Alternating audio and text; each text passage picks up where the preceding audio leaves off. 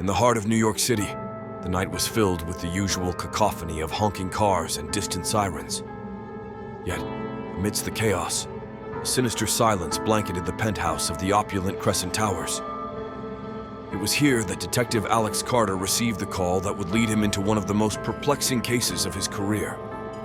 Alex was known for his sharp mind and unwavering dedication. His keen instincts had earned him respect in the department. When the news of a double murder in the affluent Crescent Towers reached him, he knew it was no ordinary case.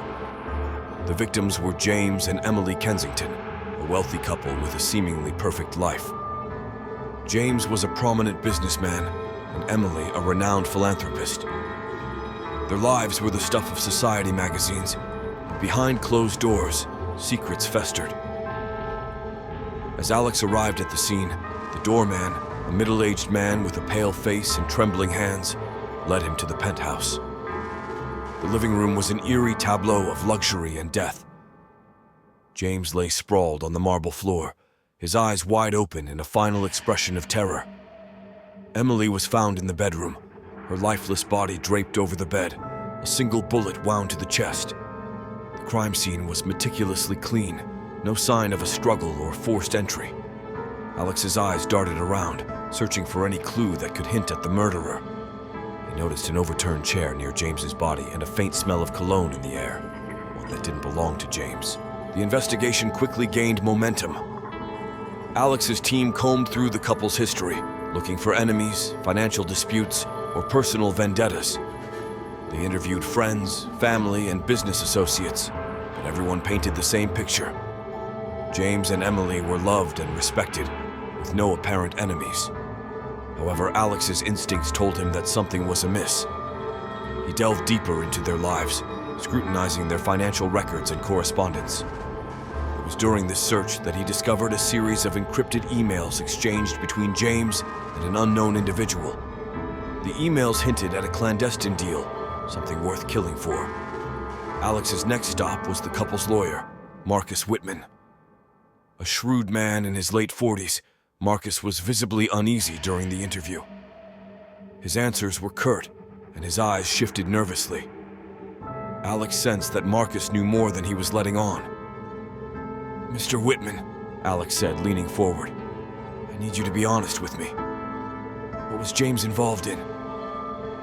Marcus sighed, running a hand through his thinning hair. "James was involved in some risky investments, Detective. He was desperate to expand his business empire, and he made some dangerous allies." "Who were these allies?" Alex pressed. Marcus hesitated before replying. "There was a man named Victor Petrov. He's a known figure in the underground world, dealing in illegal arms and smuggling.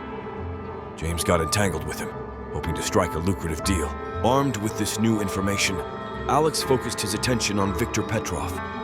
Tracking Petrov down was no easy task. He was a ghost, leaving no trace of his whereabouts. But Alex's persistence paid off when he received a tip about a secluded warehouse on the outskirts of the city, a known hideout for Petrov and his associates. Alex and his team raided the warehouse, catching Petrov off guard. During the interrogation, Petrov denied any involvement in the murders, but couldn't provide a solid alibi for the night of the crime. His reluctance to cooperate only fueled Alex's suspicion. "Victor, you were dealing with James Kensington. What went wrong?" Alex demanded. Petrov sneered. "Kensington was a fool. He thought he could cheat me, double-cross me, but I didn't kill him. I have no reason to kill his wife."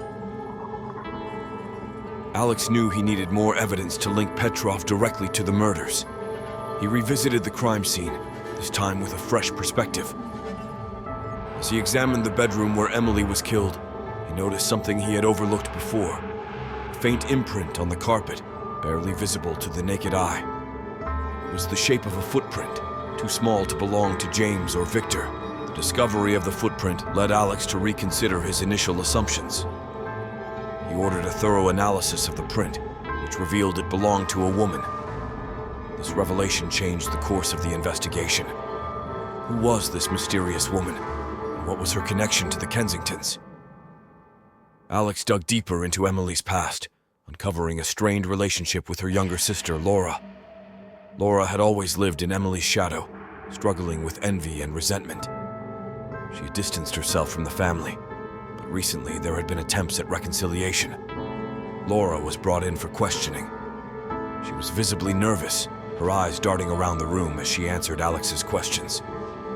"Laura, can you tell me about your relationship with your sister?" Alex asked gently. Laura's voice trembled as she replied, "Emily and we had our differences, but she was my sister. I loved her." "Were you aware of James's dealings with Viktor Petrov?" Alex continued. Laura shook her head. "No, I didn't know anything about that." Alex leaned forward, his gaze piercing. "Laura, we found a woman's footprint at the crime scene. Can you explain that?" Laura's face paled and she looked away. I was there that night. I went to talk to Emily. We argued, but I didn't kill her.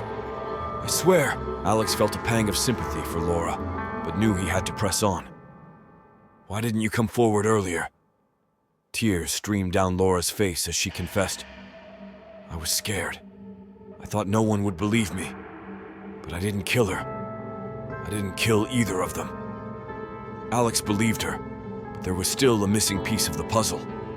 He reviewed the security footage from Crescent Towers again, paying close attention to the timeline of the murders. That's when he noticed something odd.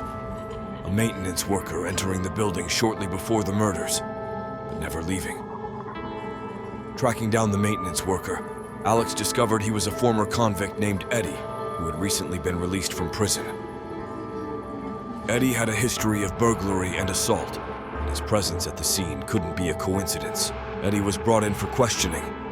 At first, he denied any involvement, but under the pressure of Alex's relentless interrogation, he cracked. All right. I was there," Eddie admitted, "but I didn't kill them. I was hired to break into the penthouse and steal some documents. When I got there, James was already dead. I panicked and hid when I heard someone coming." "Who hired you?" Alex demanded. Eddie hesitated before answering. "It was Marcus Whitman. He said there were important documents he needed, and he'd pay me handsomely to retrieve them."